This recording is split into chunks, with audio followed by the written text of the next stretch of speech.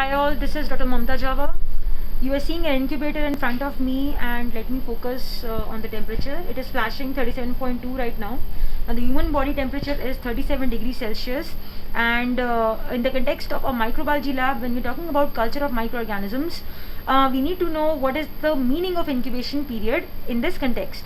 So incubation period in a microbiology lab, in simple words, refers to the time which we are giving to the microorganisms which could be there in the patient sample, right? We are giving time to those microorganisms to grow on the culture media.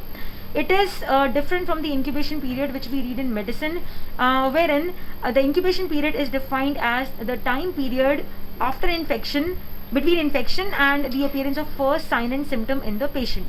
Alright. Now let me open this, and you can see certain plates kept inside. All these are the culture media which have been inoculated with the sample of the patient. Okay, different samples.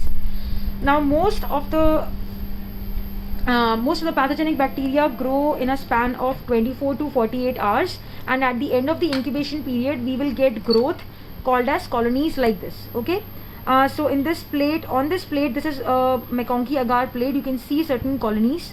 More about what a colony is, what is the difference between strain and all, in another video. But for the purpose of this video, do remember that 24 to 48 hours is the time duration which most of the pathogenic bacteria require to grow on the culture media, right? And then this is another plate. This is nothing but the MHA plate. Alright, so we comment on the zones of inhibition around these antibiotic discs, which are nothing but filter paper discs, 6 mm in diameter, impregnated with several antibiotics. Now, as far as incubation period is concerned, regarding a disc diffusion test, it's important to remember that these plates, the Mueller-Hinton agar plates, they need to be incubated for a period of 16 to 18 hours so that we are able to appreciate the zones of inhibition on these plates.